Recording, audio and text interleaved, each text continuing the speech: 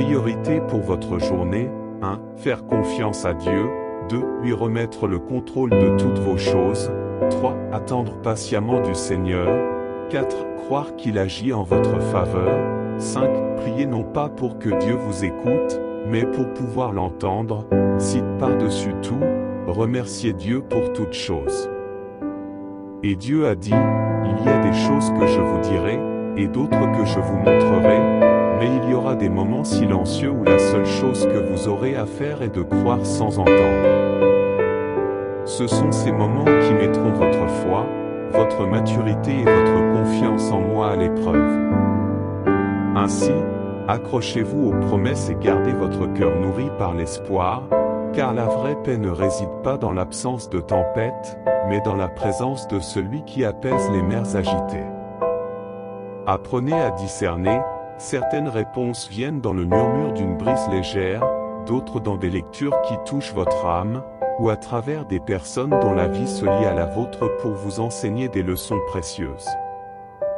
Rappelez-vous, nous sommes dans un processus continu où chaque pas, chaque attente et chaque silence sont des chapitres qui composent l'histoire grandiose qui se déploie dans votre vie. Et dans le grand schéma des choses, chaque détail, si infime soit-il, a un dessein aligné avec un dessein plus vaste. C'est pourquoi, ne méprisez pas les jours d'apprentissage silencieux, car ils affermissent votre foi, façonnent votre caractère et élargissent votre vision au-delà de l'horizon de vos yeux. Dieu est en train de vous façonner, non seulement pour surmonter les adversités, mais pour émerger plus fort, plus sage et plus proche du divin à travers elles. Ainsi, gardez la foi, car même au moment où vous croyez être seul, il y a une force inlassable agissant en votre faveur, un Dieu qui ne dort jamais et qui veille toujours sur vous. Tout comme le potier façonne l'argile, Dieu vous façonne chaque jour. Chaque expérience est la main du Créateur donnant forme au vase, le rendant utile et beau pour ses desseins. Embrassez le processus, même s'il est accompagné de pression et de chaleur, car ce sont eux qui fortifient et testent la qualité du vase. Ne cherchez pas des signes à tout moment, souvent, la plus grande foi se révèle dans le silence, dans le simple fait de continuer à avancer même sans voir le chemin. La véritable confiance se manifeste non seulement dans les acclamations aux victoires, mais aussi dans la persévérance lors des épreuves.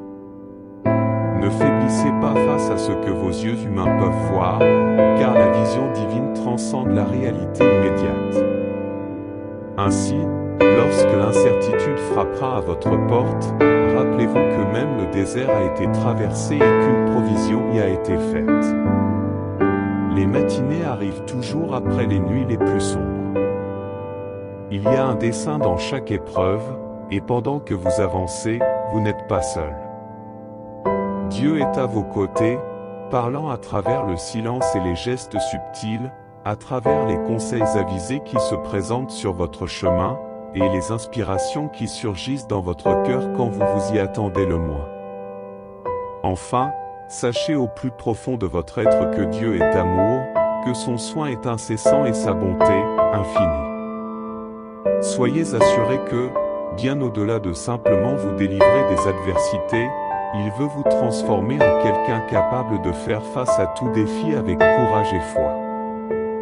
Un enfant de foi n'est pas celui qui n'a jamais affronté la tempête, mais celui qui, même trempé, ne cesse de regarder vers le ciel.